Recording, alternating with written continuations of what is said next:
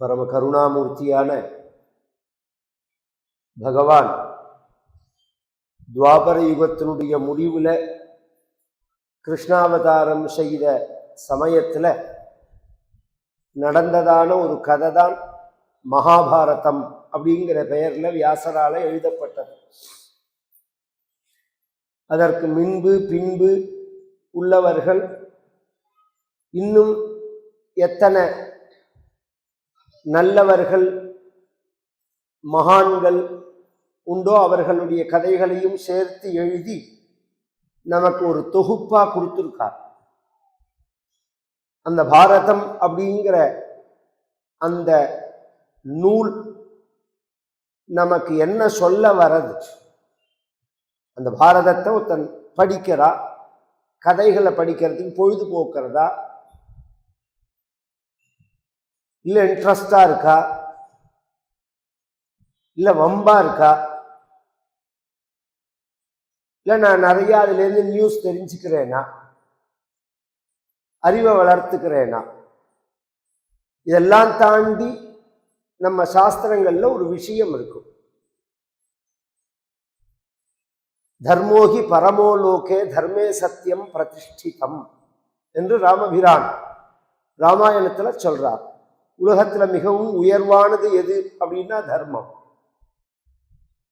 அந்த தர்மம் எதுல நிலை பெற்றிருக்கு அப்படின்னா சத்தியத்துல நிலை பெற்று இருக்காது. அந்த தர்மத்தை கடைபிடிக்கக்கூடிய பிறவிதான் மனித பிறவிங்கிறது. அந்த தர்மத்தை எக்காரணம் கொண்டும் நாம் விட்டுடக்கூடாது. நச்சாது காமான் நபயான் ந லோபாத் தர்மம் த்யஜேத் ஜீவிதஸ்யாபி ஹேதோஹ நித்யோ தர்மஹ சுகதுக்கே த்வநித்யே ஜீவோ நித்யோ ஹேதுரஸ்ய த்வநித்யஹ என்று பாரதம் சொல்றது. ஒரு மனிதனுக்கு புருஷார்த்தம் மனித பிறவியில அடைய வேண்டியது அப்படிங்கிறது 4: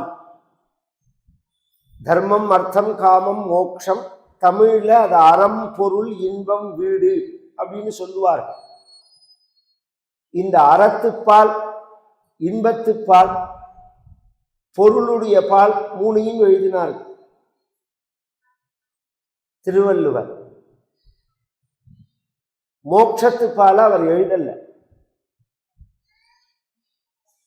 என்ன காரணம் யாருக்கா தெரியுமா? ஏன்னா இதை ஃபாலோ பண்ணி தான் அவர் எழுதுறார். அறம், பொருள், இன்பம், வீடுங்கிற விஷயத்தை வச்சுதான் எழுதுறார். ஏன் அதை விட்டார் அவர்? யாராவது தெரிஞ்சா எப்ப தெரிஞ்சாலும் எனக்கு சொல்லுவோம். ரொம்ப ஆச்சரியமான விஷயம். ஆனா பப்ளிக்கா அதை பேச முடியாது, தவறுதலாக புரிந்து கொள்ளப்படும். அதனால பேச முடியாது. இந்த மகான்களுடைய வாக்கெல்லாமே இதை அனுசரிச்சுதான் நீதிகளை சொல்றதோ நல்மொழிகளை சொல்றதோ எல்லாமே அறம்பொருள் இன்பத்தை வீட்டை அனுசரிச்சுதான் இருக்கு. இதுல முதல்ல அறம், அப்புறம்தான் பொருள், அப்புறம்தான் இன்பம், அப்புறம்தான் வீடு. வீடுங்கிறது மோட்சம். அதை விட்டுருவோம். இந்த அறம், பொருள், இன்பத்தை முதல்ல அறத்தை வச்சதுக்கு காரணம் என்னன்னா, அறத்துக்கு உட்பட்டு தான் பொருள் சேர்க்கணும், அறத்துக்கு உட்பட்டு தான் இன்பத்தை அனுபவிக்கணும். அறமில்லாத பொருளை சேர்க்கக்கூடாது, அறமில்லாத இன்பத்தை அனுபவிக்க கூடாது அப்படிங்கிறதுக்காக தான் முதல்ல அறத்துப்பால் அப்படிங்கிறது வைக்கப்படுறது. பொதுவா ஒரு மனிதன் இந்த அறம்ங்கிற தர்மத்தை எதனால விடுவான் அப்படின்னா, காமாத்து பயாத்து லோபாத். நச்சாத்து காமான் நபயான் ந லோபாத். காமம்னா ஆசையினால விடுவா, பயத்தினால விடுவா, லோபித்தனத்தினால விடுவா. கொஞ்சம் புரியுற மாதிரி சொல்லுங்க. அப்படின்னா தர்மம்னா என்னங்கிறத முத நாள் சொன்னேன். ஆத்ம குணம், ஆச்சாரம், ஆராதனம் அப்படிங்கிற தொகுப்புக்கு தான் மனித தர்மம்னு பேர். பொதுவா தர்மம்ங்கிறதுக்கு சுபாவம்னு அர்த்தம். ஒரு மனிதன் தன்னுடைய நல்ல குணங்களையோ நல்ல பழக்கங்களையோ நல்ல வழிபாட்டு முறைகளையோ எதனால விடுவார்கள் அப்படின்னு சொன்னா காமாத்து, ஆசையினால விடுவார்கள். அமாவாசை அன்றைய தினம் பிதர்களுக்கு முன்னோர்களுக்கு தர்ப்பணம் கொடுக்கணும், மாம்சங்கள்லாம் சாப்பிடக்கூடாது. இப்படிங்கிறது இன்னைக்கும் எல்லாராலையும் பின்பற்றக்கூடியதான தர்மமா இருக்கு. தீபாவளி அன்னைக்கு அமாவாசை வந்துடும். சில சமயம் இன்னைக்கும் தமிழ்நாட்டில் பழக்கம் என்னன்னா அன்றைய தினம் மாம்சம் சாப்பிட மாட்டாரு, மறுநாளைக்கு தான் மாம்சம். தீபாவளி அன்னைக்கு மாம்சம் சாப்பிட்றது அப்படிங்கிறது அப்ராமணர்கள்ட்ட உள்ளதான ஒரு பழக்கம். தீபாவளி அதனால நான் அமாவாசையெல்லாம் பார்க்க மாட்டேன், நான் சாப்பிடுவேன் அப்படின்னு ஆசைப்பட்டு அந்த தர்மத்தை விடுறது காமாது, ஆசையினால விடுறது, பயத்தினால விடுறது. பயத்தினால என்ன, என்னால இத செய்ய முடியுமா சார், அப்பாவுக்கு திதி கொடுக்கணும்னா பட்னி கிடக்கணும், இப்போ எனக்கு ஏதாவது சுகரோ அல்லது ப்ரெஷரோ இல்லை வயசாகி இருந்தாலோ அந்த தர்மம் வேற, சரீர தர்மம்னு பேர். எனக்கு உடம்பு ஃபிட்டாக இருக்கு, இருந்தாலும் எனக்கு கார்த்தால பிரேக்ஃபாஸ்ட்லாம் சாப்பிடாம நான் இருக்க முடியாது அப்படிங்கிறதுக்காக சில பேர் ஃபாஸ்டிங்கை விட்டுருவார். ஒரு புரியறதுக்காக சொல்றேன், பயத்தினால என்னாலலாம் முடியாது அப்படின்ட்டுவார். லோபித்தனத்தினால விடுவார். லோபித்தனத்தினால மகாலயம் அப்படின்னு ஒரு 15 நாள் புரட்டாசி மாசம் வரும். பொதுவா முன்னோர்களுக்கு நாம் வழிபடக்கூடிய நாள்கள் எது அப்படின்னா அமாவாசை. அமாவாசை முன்னோர்களை வழிபடம். மாசி பித்ருப்ய கிரியதே தஸ்மாதஹரஹர் மனுஷ்யா யுஜ்யந்தே அர்த்தமாசே தேவா யுஜ்யந்தே மாசி பித்ருப்ய கிரியதே. மனிதனுக்கு தினம் தினம் பசிக்கும், தேவதைகளுக்கு 15 நாளைக்கு ஒரு தடவை பசி வரும், பிதர்களுக்கு மாசத்துக்கு ஒரு தடவை பசி வரும். மனிதனுக்கு தினம் தினம் பசிக்குங்கிறது எல்லாருக்கும் தெரியும். தேவதைகளுக்கு, தெய்வங்கள் வேற தேவதை வேற, ரெண்டுக்கு வித்தியாசம் உண்டு. நான் நேற்றைய தினமே அதை சொல்லியிருக்கேன். இந்திரன், யவன், வருணன், அக்னி, இது மாதிரி இந்த தேவதைகளுக்கு பசி வரனால தான் பஞ்சாங்கத்துல இஷ்டின்னு போட்டிருப்பார்கள், இந்த கேலண்டர்லையும் போட்டிருப்பார்கள். பார்த்தா பௌர்ணமாசை அமாவாசைக்கு மறுநாள் இஷ்டி அப்படின்னு போட்டிருக்கும். இன்னி பிறந்து அதுக்கு என்ன அர்த்தம்னு நமக்கு தெரியாது, ஆனா இன்னி பிறந்து அந்த கேலண்டர்ல அதை போட்டு இருக்காரு. அந்த இஷ்டிங்கிற நாள் தான் தேவதைகளுக்கு பசி வர நாள். அது ஒரு யாகம் பண்ணணும், நாங்கள்லாம் பண்ணுவோம், ரெகுலரா பண்றோம். அதுக்கு அடுத்தது பித்ருக்களுக்கு பசி வர நாள் தான் அமாவாசைங்கிற. இது அமாவாசை ரெகுலரா பண்ணணும். அப்புறம் நம் முன்னோர்கள் என்றைய தினம் இறந்தார்களோ அன்றைய தினம் திதி கொடுக்கணும். தமிழ் மாசத்துல வளர் பிறையா தேய் பிறையான்னு பார்த்து அதுல என்ன திதின்னு பார்க்கணும். இந்த டேட் இங்கிலீஷ் தேதியெல்லாம் வச்சுக்க கூடாது. இதுக்கு அதுக்கு வித்தியாசப்படும் நாள் கணக்கில். நீ இங்கிலீஷ் தேதி வச்சு என்ன பிப்ரவரி மாசம் 29ஆம் தேதி செத்து போட்டார் ஒருத்தர், அப்ப 4 வருஷத்துக்கு ஒரு தடவை தான் திதி கொடுப்பீங்களே, இதெல்லாம் பைத்தியக்காரத்தனமான பேச்சு. அதனால இந்த கால்குலேஷன் அக்யூரா உள்ளது நம்ம பஞ்சாங்கம் தான். அதனால அதை தான் ஃபாலோ பண்ணணும். வளர்பிறை தேய்பிறை திதி மாசம் அது கணக்கு. அதை தவிர இன்னொரு நாள் உண்டு, மகாலயம்னு பேர். புரட்டாசி மாசத்துல வரும் 15 நாள், பௌர்ணமி தாண்டின உடனே அமாவாசை வரையில், அது முடிஞ்ச உடனே நவராத்திரி ஆரம்பிக்கும். அந்த 15 நாள்ல நம் முன்னோர்களுக்கு ஒரு நாள், 15 நாளுமே தர்ப்பணம் பண்ணணும். முடியாதவர்கள் ஒரு நாளாவது பண்ணுவார்கள். இப்பெல்லாம் மிந்தி மாதிரி கிடையாது, சில ப்ராப்ளங்கள் இருக்கு. என்ன சப்ளை டிமாண்ட் அப்படின்னு சொல்லுவார்கள். இந்த வியாபாரத்துல இந்த செயினை பத்தி சொல்லும்போது எந்த அளவுக்கு டிமாண்ட் இருக்கோ அந்த அளவுக்கு சப்ளை இருக்கணும், எந்த அளவுக்கு சப்ளை இருக்கோ அந்த அளவுக்கு டிமாண்ட், அப்பதான் கரெக்டா இருக்கும். அது ஒரு காலத்துல சப்ளை இருந்தது, டிமாண்ட் கிடையாது. இந்த வேதம் படித்தவர்கள், புரோகிதம் பண்ணி வைக்கிறவர்கள், இவர்களுக்கெல்லாம் இப்ப டிமாண்ட் இருக்கு, சப்ளை கிடையாது. ஆட்கள் குறைஞ்சு போயாச்சு. அதனால என்ன ஆகுதுன்னா ஒரு நாளைக்கு 3 காரியம் 4 காரியம் எல்லாம் பார்க்க வேண்டியிருக்கு. சில சமயம் வாழ்க்கையை அனுசரித்து ஒரு நாளைக்கு ஒரு 500 ரூபாய் 750 ரூபாய் இல்லாமல் குடும்பம் நடத்த முடியாதுங்கிற சூழ்நிலை வரதுனால ஒரு சாதாரண சித்தால் கூட அந்த வேலை தான், அந்த சம்பளம் வாங்குறார்கள். ஐயர் 1000 ரூபாய் கேட்குறாருங்களாம். ஐயர் 1000 ரூபாய் கேட்குறாரு, அதனால நான் பண்ணல அப்படின்ட்டுவார்கள் சில பேர். ஒரே வார்த்தையில் சினிமா கொட்டாக்கி 1000 ரூபாய் கொடுத்து போறீங்க. அதை விட ஆச்சரியம் சொல்றேன், ஒரு நல்ல பூஜை கீஜை விசேஷங்கள்லாம் வந்ததுன்னா எல்லா நட்சத்திரத்துக்கும் நாம் அதை செய்யணும் அப்படின்னு ஆசைப்பட்டு பண்றதில்லை. ஒரு டிக்கெட் வாங்கினாலே எல்லா நட்சத்திரமும் பண்ணலாமான்னு கேட்கிறோம். ஒரு டிக்கெட் வாங்கினா எல்லாரையும் சினிமா கொட்டால விடுவேனா? நான் ஒரு டிக்கெட் வாங்கியிருக்கேன் குடும்பத்தோட வரேன் அப்படின்னு சொன்னா சினிமா கொட்டால விடுவேனா?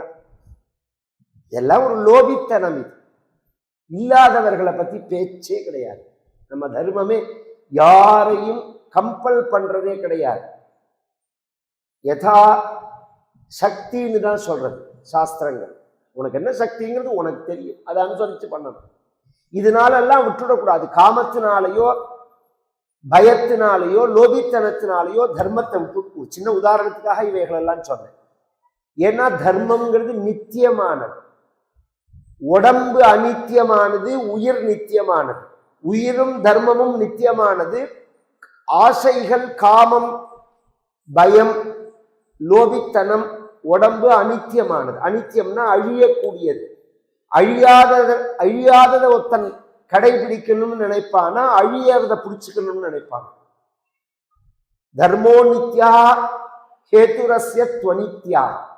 தர்மம்ங்கிறது நித்தியமானது. இந்த ஜென்மாவில் நீ என்ன பண்றையோ அதுதான் உன்னை தொடரும், பற்றி தொடரும். இது வினை புண்ணியம் பாவமுமே அர்த்தமும் வாழ்வும் அகத்து மட்டே.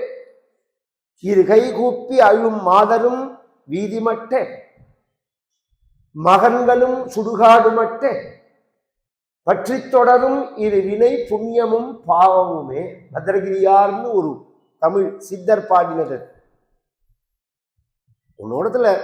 உன்னோட நீ இந்த உலகத்தை விட்டுட்டு போறதே உன்னோட என்ன வரும்னா நீ பண்ணின புண்ணியம் பாபம் தான் வரும். இன்றைக்கு தெரியும் கர்ணனோட கதையில. அதனால எக்காரணம் கொண்டும் தன் தர்மத்தை விட்டுடக்கூடாது அப்படிங்கிறது தான் மகாபாரதம் நமக்கு சொல்றது. இதுல கர்ணன் அப்படிங்கிற ஒரு கேரக்டர் ஒரு ஆச்சரியமான வித்தியாசமான கேரக்டர். கர்ணன் நல்லவனா கெட்டவனா? இதிலேருந்துதான் பல கதைகள் எழுதப்பட்டது, பல சினிமாக்கள் எடுக்கப்பட்டது. கர்ணன்னு டைரக்டாவே எடுத்தா, கர்ணன்கிற அந்த கதையோட கருவை மையமா வச்சு மறைமுகமா 1000 சினிமாக்கள்லாம் வந்திருக்கு. ஏன்னா அவ்வளோ உயர்ந்ததான ஒரு கேரக்டர். அதுக்காக சொல்ல வரேன் இந்த விஷயத்தை. இவன் நல்லவனா கெட்டவன்? நல்லவன்னு சொல்றவர்கள் ஒரு கட்சி, கெட்டவன் அப்படின்னு சொல்றவர்கள் ஒரு கட்சி. சரித்திரத்தை முழுசா கேட்டாதான் நமக்கு புரியும். பொதுவாக இவன் கர்ணன் அப்படிங்கிறவன் குந்தியினுடைய மகனவன். சூரியனுக்கும் குந்திக்கும் பிறந்தவன். குந்தி போஜன்னு ஒரு ராஜா. அவனுக்கு முதல்ல ஒரு 5 பெண்ணு 10 பிள்ளை, ஆண் பிள்ளை பிறக்கிறது. 15 குழந்தைகள் மொத்தம்.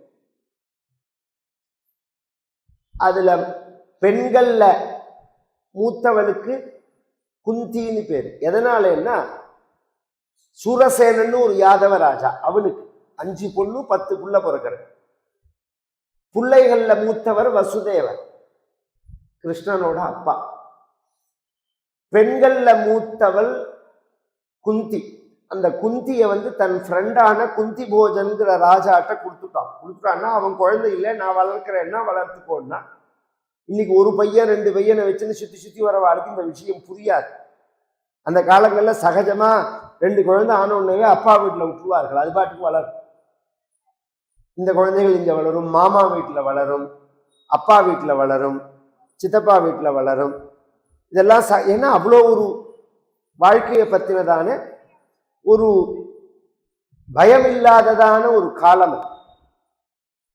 குழந்தைகளை அப்படி கவனிச்சு பாருங்கள்.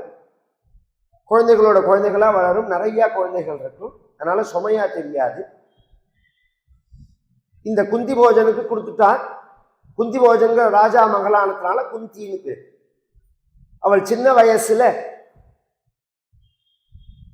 ரொம்ப பக்தியோட இருக்கும்போது ஒரு நாளைக்கு துர்வாச மகரிஷி வந்தார் வீட்டுக்கு. அந்த துர்வாசரை பூஜை பண்ணினால் குந்தி ஒரு நல்லவர்கள் வந்தா அந்த காலத்துல எல்லாம் அந்த பழக்கம் உண்டு. இந்த மாமாவுக்கு ஹெல்ப் பண்றா, தூத்தம் கொண்டு கொடு, இதை பைய கொண்டு எடுத்து ஒருத்தர் வீட்டுக்கு வந்த உடனே பைய கொண்டு உள்ள வெயின்னு குழந்தைகளை சொல்லுவார்கள். வயசானவர்கள் தூக்கக்கூடாது அப்படி. இன்னைக்கு அப்பம் வேலை செஞ்சாலும் புள்ள பார்த்துன்னு தான் இருப்பான், அப்பம் செஞ்சாலும் பேசாம இருப்பான். அது புள்ள மேல தப்பு இல்லை, நம்ம மேலதான் தப்பு. இந்த பொதுவா நம் குழந்தைகள் நமக்கு உதவாதபடி பண்ணிக்கிறது நாம் தான். என்னமோ ஊர்லயே குழந்தை பிறக்காத மாதிரி நமக்கு தான் குழந்தை பிறந்த மாதிரி.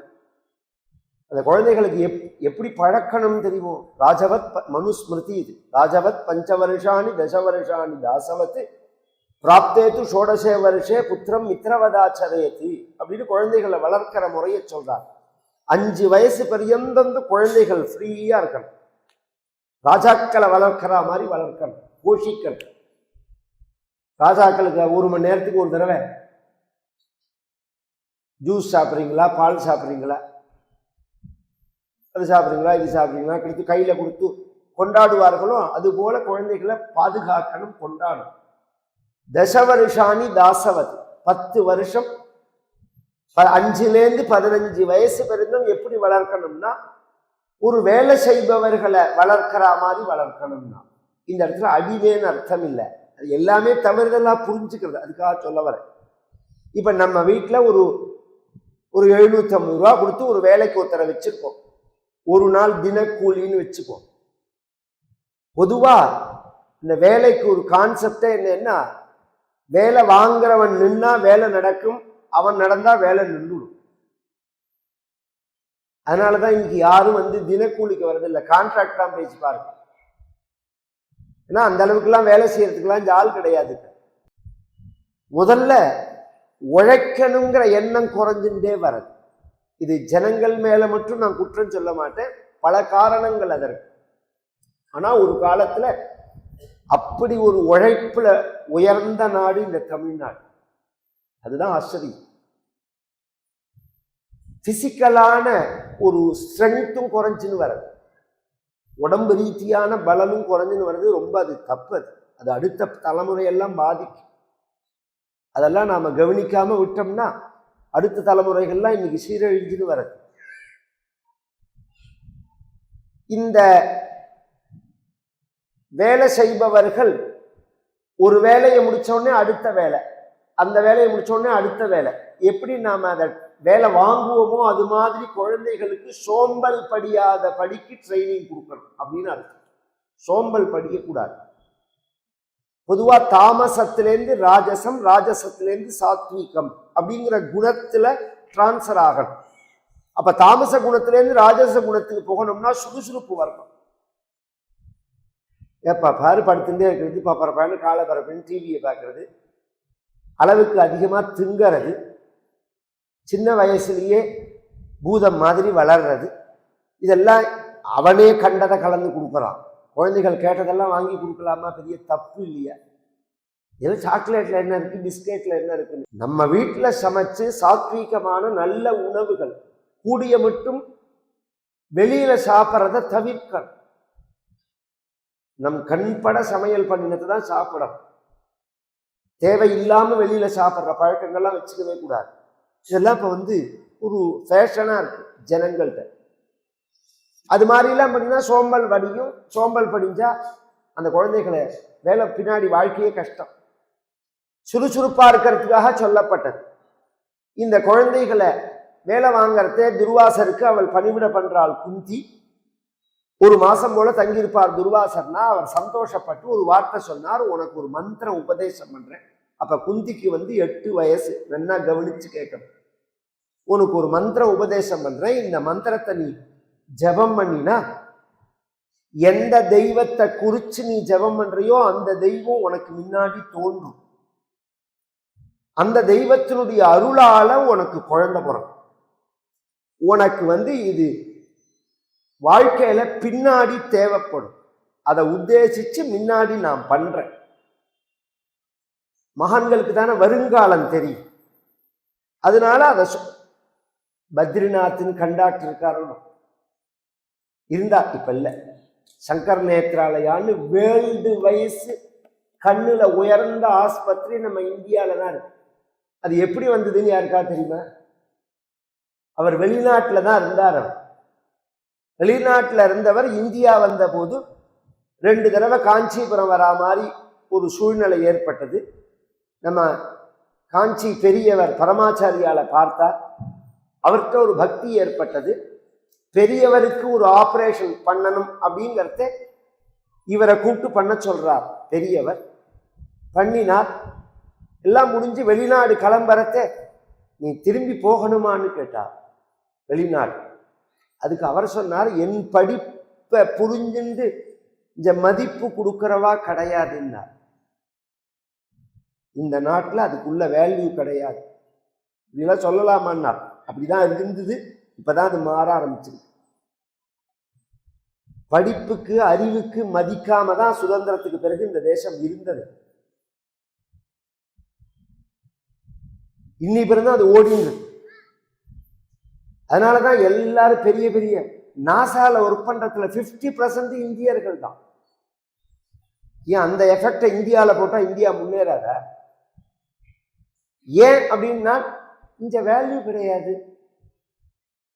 இந்த அறிவை முதல்ல மதிக்கிறதுக்கே அறிவு கிடையாது. அதான் விஷயமே. இந்த ப்ராப்ளமே அதுல தான். அதெல்லாம் அவர் சொல்ல பரமா பெரியவர் சொன்னார், அதெல்லாம் விட்டுடும், அந்த சப்ஜெக்டுக்குள்ள போகாது. உன்னோட சேவை தேவை இந்த நாட்டுக்கு. அதனால நான் சொல்றேன், நீ இங்கேயே இருந்தா.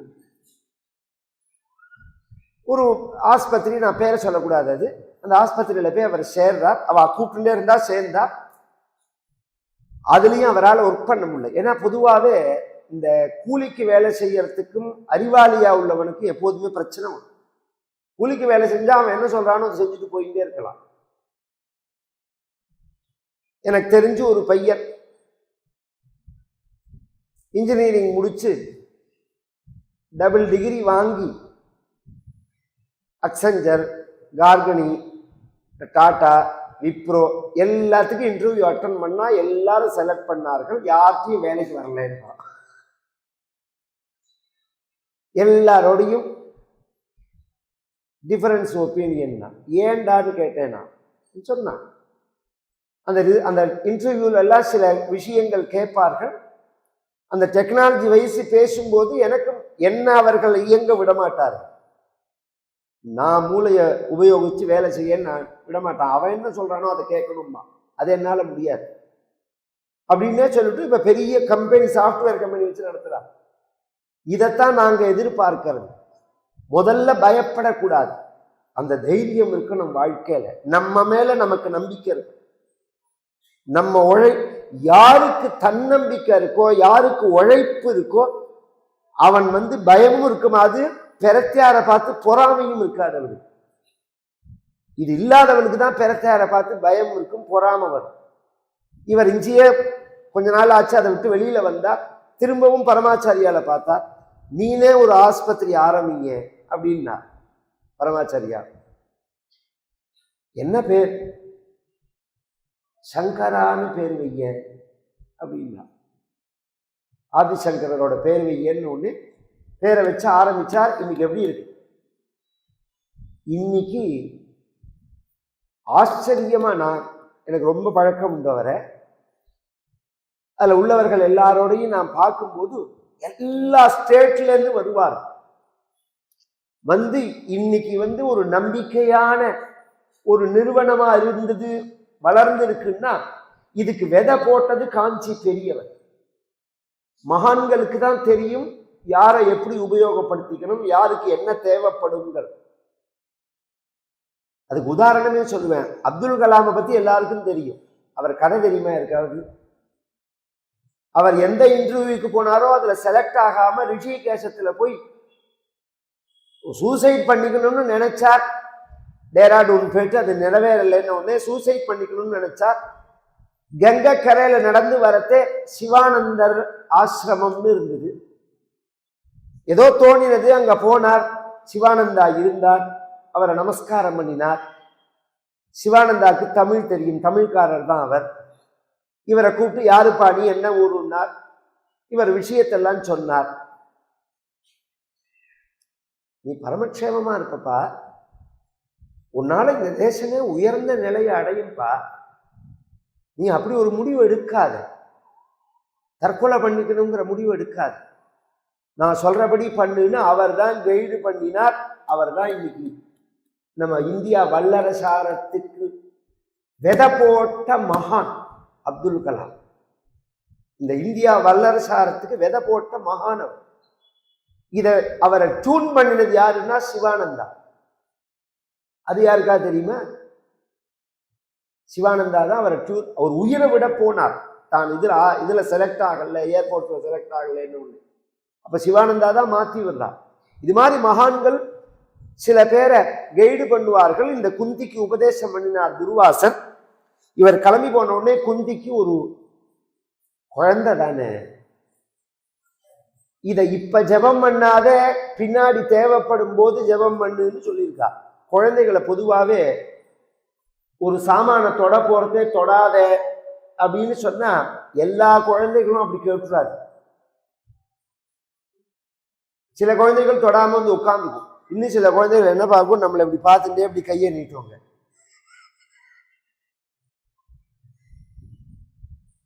அது செய்யாதேன்னா அதை செய்யறதெல்லாம் அது ஒரு அழகர். அதுக்கு பேர் விஷமம்னு பொதுவாக சொல்லுவோமே தவிர அது ஒரு அழகர். அது இருக்கணும், அது வேணும், அந்த தீ வேணும். கீழ்ப்படிதல்ங்கிறது வேற. அதே சமயம் செஞ்சுட்டே இருக்கணும். இன்னொருத்தர் சொல்லி நாம ஒடிஞ்சு போய் உட்காரவே கூடாது. வாழ்க்கை தோல்வியோ அவமானமோ நமக்கு ஏற்படக்கூடியதான துரோகங்களோ கஷ்டங்களோ நம்ம வாழ்க்கைக்கு பாடம். அதெல்லாம் நம்ம வாழ்க்கையில் அதெல்லாம் ஒரு அனுபவம் மாதிரி நமக்கு. நாம் அதனால உற்சாகம் இன்னும் டபுள் மடங்கு வரணும். அந்த எண்ணம் ஹிருதய எண்ணம் ஓடிண்டே இருக்கணும். இந்த குழந்தை தானே குந்தி என்ன பண்றாள், இவர் போன உடனே மறுநாள் காத்தால தனியா இந்த மந்திரத்தை ஜபம் பண்ணலாம்ங்கிறதே, எந்த தெய்வத்தை உத்தேசிச்சு பண்றையோ அந்த தெய்வம் வரும் அப்படின்னு சொல்லியிருக்காரா. இந்த குழந்தை பிறக்குங்கிறதெல்லாம் அது என்ன விவரம்னே அதுக்கு தெரியாது. 7 வயசு 8 வயசு குந்தி கேட்பேன். பார்த்தா சூரியன் தான் தெரிஞ்சார். சூரியனை பார்த்து அந்த மந்திரத்தை ஜபம் பண்ணினார். சூரியன் பிரத்யட்சமாயிட்டார். பிரத்யட்சமானா இவ பயந்துட்டான். குந்தி பயந்து போன உடனே, நீ என்னை உத்தேசிச்சு இந்த மந்திரத்தை ஜபம் பண்ணினதுனால இந்த மந்திரத்தோட பலன் என் மூலமா உனக்கு குழந்தை பிறக்கணும். கவனிச்சு கேட்கணும் கதையை. ஆனா குழந்தை பிறக்கிறதுன்னு உடனே ஆணும் பெண்ணும் கூடினார்கள். இந்த புத்தியில என்ன இருக்கோ அதுதான் கண்ணுல தெரியும். பெருங்காயம் தின்னவன் பேசினா பெருங்காய நாத்தம் தான் வரும். வெங்காயம் தின்னவன் பேசினா வெங்காய நாத்தம் தான் வரும். ஏலக்காய் சாப்பிட்டவன் பேசினாதான் ஏலக்காய் வாசனை வரும். அது மாதிரி இங்க என்ன இருக்கோ அதுதான் படும்னு சொல்றோமோ. இந்த கதையெல்லாம் ஒன்னும் வடமொழியில உள்ளத படிக்கணும். யாராவது அதுக்கு டிரான்ஸ்லேஷன் பண்ணதை படிக்க கூடாது. என்னைக்குமே ஒரு மொழியிலிருந்து இன்னொரு மொழிக்கு நாம மொழி மாற்றம் செய்யும் போது முழுமையான பொருளை சொல்லிட முடியாது. அதுல மிஸ்டேக் வரும். அங்க என்ன இருக்கு, சூரிய பகவான் என்ன சொல்றாருன்னா, யோனில் யதா நதுஷ்யேதா அப்படிங்கிறார். உன்னை நான் தொடமாட்டேங்கிறார். தொடாம என் மூலமா உனக்கு குழந்தை பிறக்குங்கிறார். அப்படின்னா இன்னைக்கு புரியது, அந்த காலத்துல புரியுமான்னு கேட்டா தெரியாது. சில பேருக்கு தோணும், ஒரு பெண்ணு பூ பெய்யறது அப்படிங்கிறது அல்லது வயசுக்கு வர்றதுங்கிறது அதுக்கப்புறம் தானே குழந்தை பிறக்கும். அப்படி கிடையாது. இந்த பெண் குழந்தைகள் பிறக்கும் போதே அந்த எஃகு இருக்கு பாருங்க, அந்த எக்கை கவுண்ட் பண்ண முடியும், எத்தனை எஃகு இருக்கு அவள்கிட்ட அப்படிங்கிறது. அதெல்லாம் இருக்கு. அதெல்லாம் படிக்கணும். இதெல்லாம் தப்புன்னு முழுசா ஒதுக்கக்கூடாது, விரசமாவும் மனசுல வாங்கிக்க கூடாது, அறிவை வளர்த்துக்கிற விஷயம் அது. பெண் குழந்தைகளுக்கு அந்த எஃகு இத்தனை கவுண்ட்னா இத்தனை கவுண்ட் இருக்கும். ஒரு 1000 2000 உத்தேசிச்சோம்னா அத்தனை எக்கோட பிறக்கும். அது அந்த எக்கை எப்ப வேணாலும் யூஸ் பண்ணிக்கலாம். அந்த ஒரு சிஸ்டத்துல சூரிய பகவானுடைய அருளால ஒரு குழந்தை பிறக்கிறது, தோன்றது. உடனே பிறக்கும் போதே கவச்சம் குண்டலம் இவைகளோட அவன் பிறந்ததுனால கர்ணனும் வசுசேனனும் பெயர். வசுனா தங்கம், அவனோட ஒரிஜினல் பெயர் வசுசேனன்னு தான் பெயர். கர்ணன் அப்படிங்கிறது பின்னாடி வரது பேர் மாறி சில காரணங்களால. அந்த குழந்தை பிறந்த உடனே இவள் 8 வயசா பயந்து போய் இவளுக்கு யாரு உபதேசம், யார் இவளை வழி நடத்தினார்கள்னு புரியல. ஒரு பொட்டியில வச்சு சில தங்கங்க, சில இன்னும் கொஞ்சம் கோல்டு எல்லாமும் வச்சு ஒரு ஆத்துல விட்டுட்டான் இந்த பொட்டிய. அது கங்கையில கலக்கிற நதி. அது கங்கையில கலந்து ஹஸ்தினாபுர பட்டணத்துல ஒரு தேரோட்டி அவருடைய மனைவி 2 பேருக்கும் குழந்தை கிடையாது. அவர்கள் நித்தியப்படி சூரியனை வழிபடுபவர்கள். இன்னைக்கு கிராமங்கள்ல அந்த பழக்கம் மாறி போயிடுத்து. சூரிய வழிபாடுங்கிறது நம்ம தொன்று தொட்டு நம் முன்னோர்கள் காலத்திலேருந்து உண்டு. குளிச்ச உடனே இப்படி சூரியனை பார்த்து கிராமத்துல எல்லாருமே வழிபடுவார்கள். இன்னும் சில பேர் நார்த் இந்தியா எல்லாம் போனா அந்த சொம்புனால ஜலம் விட்டு கூட வழிபடுவார்கள். ஆண்களும் வழிபடுவார்கள், பெண்களும் வழிபடுவார்கள். இந்த வழிபாடு ஒரு முறை. அதுபடி அவர்கள் வழிபடும் போது இந்த பொட்டி மேலே இடிக்க, அதை பிரிச்சு பார்த்தா குழந்தை இருக்க, இது பகவானே நமக்கு கொடுத்த குழந்தைன்னு நினைச்சு அவர்கள் எடுத்து வளர்த்ததுனால தேரோட்டியினுடைய மகன் அவருக்கு பேர் வந்ததே தவிர ஒரிஜினலா அவர் குந்தியோட மகன். இந்த சமயம் ஹஸ்தினாபுர பட்டணத்துல துரோணாச்சாரியார் ஒரு ஸ்கூல் ஆரம்பிக்கிறார். கொஞ்ச நாள்ல துரோணாச்சாரியார்னு ஒரு பெரிய முனிவர், அவர் ஒரு ஸ்கூல் ஆரம்பிக்கிறார். அஸ்திர சஸ்திரங்கள் கத்துக் கொடுக்கிறது. அஸ்திரம்னு ஒண்ணு, சஸ்திரம்னு ஒண்ணு, பானம்னு ஒண்ணு. அஸ்திரம்னா என்ன அப்படின்னா பெரிய பெரிய குண்டுகள் சொல்றோம்னு இன்னைக்கு. அந்த குண்டுகள் ஒவ்வொரு வடிவத்துல ஒரு ஒரு குண்டை போட்டா நெருப்பு. இப்ப எந்த குண்டை போட்டாலும் நெருப்பா தானே வருது. இன்னும் டெக்னாலஜி மாறும் கொஞ்ச நாள்ல. நம்ம புராணங்கள்ல இருக்கிறத சொல்றேன்னா, ஒரு குண்டை போட்டா மழை பெய்யும். இப்ப அது வந்துடுது. சீனா அந்த மேக வெடிப்பெல்லாம் அந்த மேற்கு பக்கத்துல சில இடங்கள்ல பண்ண ஆரம்பிச்சிருக்காரு. நம்மளாலையுமே அதை பண்ண முடியும். மழை வேணும்னா பெய்ய வைக்க முடியும். இன்னும் சில குண்டை போட்டா புயல் காத்து கிளம்பும். இன்னும் சில குண்டை போட்டா காற்று இல்லாம பண்ண முடியும் அந்த இடத்துல. இன்னும் சில குண்டை போட்டா விஷ பாதைகளா, கெமிக்கலா பண்ண முடியும். நாகாஸ்திரம்னு இருக்கு, வாருணாஸ்திரம்னு இருக்கு, ஆக்னேயாஸ்திரம் அப்படின்னு இருக்கு, பர்வதாஸ்திரம் அப்படின்னு இருக்கு. எல்லாத்துக்கும் மேல பிரம்மாஸ்திரம்னு இருக்கு. சிவபெருமானுடைய அஸ்திரம் பாசுபதம் அப்படின்னு பேரு. விஷ்ணுவோட அஸ்திரம் வைஷ்ணவாஸ்திரம்னு இருக்கு. இந்த 3க்கும் பிரதி கிடையாது. பிரதினா எதிர்மறையா இதை பண்ண முடியும், தடுக்க முடியாது. இப்ப அக்னி சம்பந்தமா ஒருத்தர் குண்டு போட்டா வாருணாஸ்திரம்ங்கிற ஜலம் குண்டை போட்டோம்னா அந்த அக்னியை அணைச்சும். காற்று வாயவியாஸ்திரம்னு ஒருத்தர் போட்டா அதற்கு பதிலா பர்வதாஸ்திரம்னு ஒண்ணு இருக்கு, மலை மாதிரி அதை தடுக்கிறத போட்டா அந்த காற்றை நிறுத்திடும். நாகாஸ்திரம்னு விஷபாதைகளுக்கு ஒரு அஸ்திரத்தை போட்டா அதுக்கு பதிலாக காருடாஸ்திரம்னு இருக்கு, விஷத்தை போக்குற அஸ்திரம் இருக்கு, அதை பண்ண முடியும். இது மாதிரி நிறைய சொல்ல முடியும். ஆனா இதுல பிரம்மாஸ்திரம், பாசுபதம், விஷ்ணுவோட வைஷ்ணவாஸ்திரம், இந்த மூணுக்கும் பிரதி அதுதான். பிரதினா பதில். பிரம்மாஸ்திரம் போட்டா பிரம்மஸ்திரத்தினாலதான் அதை கட்டுப்படுத்த முடியும். பாசுபதம் போட்டா பாசுபதத்தினாலதான் அதை தடுக்க முடியும், வேற ஒன்றை வச்சு தடுக்க முடியாது. இதெல்லாம் கேட்டுக்கோங்க. இதெல்லாம் என்னத்துக்கு தேவைன்னு சொல்லிட்டு போகாதீங்க. இதெல்லாம் இன்னைக்கு குழந்தைகள் காதுல விழுந்ததுன்னா ஒரு 20 வருஷத்துல நான் சொல்ற டெக்னாலஜி வரத்தே புரியும். இதை 97ல் நான் டெல்லியில ராமாயணம் சொல்லும் போது ராமாயண சம்பந்தமா ஒரு விஷயம் சொன்னேன்.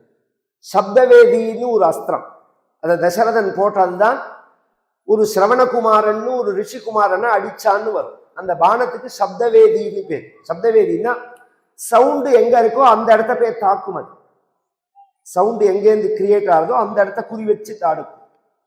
அப்படிங்கிறத இப்ப டிஃபென்ஸ்ல சீஃப்ல இருந்தார் சுவாமிநாதன் ஒருத்தர். அவர் கதைக்கு வருவார் ரெகுலரா, ராமாயணம் கேட்பார்கள். அப்படி உள்ள தேசம். இந்த கதை முடிஞ்சவுடனே சொன்னார் தீட்சிதர், தமிழ்நாட்டுக்காரர். இது இப்ப நம்ம டிஃபென்ஸ்ல ரிசர்ச்ல இருக்குங்க. இப்ப நீங்க சொல்ற விஷயம் டிஃபென்ஸ்ல ரிசர்ச் பண்ணிட்டு இருக்கோம் அப்படின்னா, இப்ப சமீப காலத்துல வந்த இந்த கவர்மெண்ட் இது மாதிரி நம்ம வேதங்கள்லையும் சாஸ்திரங்கள்லையும் புராணங்கள்லையும் என்ன இருக்கோ அதெல்லாம் எடுத்து ரிசர்ச்சுக்கு உட்படுத்த ஆரம்பிச்சிருக்கார்கள். அதனாலதான் இவ்வளவு பெரிய டெக்னாலஜியோட, ஏன்னா அந்த கண்டென்ட் போய் இன்னொருத்தர்கிட்ட வாங்க வேண்டாம், நம்ம கிட்டே இருக்கு. நான் முத நாள் ஒரு விஷயம் சொன்னேன். ஃப்ளைட்டை ரன் பண்றதுக்கு 27 வகையான ஃபியூல் சொல்றார் பரத்வாஜர். இந்த பெட்ரோலை வச்சுதான் ஃப்ளைட்டை இயக்கணுங்கிறது கிடையாது, 27 வகை சொல்றாரு. இந்த அஸ்திரம் அது மாதிரி குண்டா உள்ளதுக்கு அஸ்திரம்னு பேர். சஸ்திரம்ங்கிறது ஆயுதங்கள், கத்தி, சூலம், இது மாதிரி உள்ளதுக்கு அஸ்திரம்னு பேர், சஸ்திரம்னு பேர். வெறும் அம்பு, வில்லு அம்புன்னு சொல்றோமோ அதுக்கு பானம்னு பேர். இதுல ஒரு விஷயம் என்னன்னா, இந்த ஆயுதத்துல பானத்திலையும் சஸ்திரத்திலையும் அஸ்திரத்தை வச்சு அனுப்ப முடியும், அதுல வச்சு அதை பிரயோகம் பண்ண முடியும். இன்னைக்கு அது ராமர் பண்ணினார்லாம் இருக்கு. அதை இன்னைக்கு சொல்றேன்னா, இந்த ஏவுகணையில வெறுமனையும் ஏவுகணையை போடலாம், அதுல குண்டை வச்சு அனுப்பலாம்னு சொல்றாலும் அது மாதிரின்னு வச்சுக்கோங்களேன். இந்த பயிற்சி எல்லாம் தெரிஞ்சவர் துரோணாச்சாரியார்.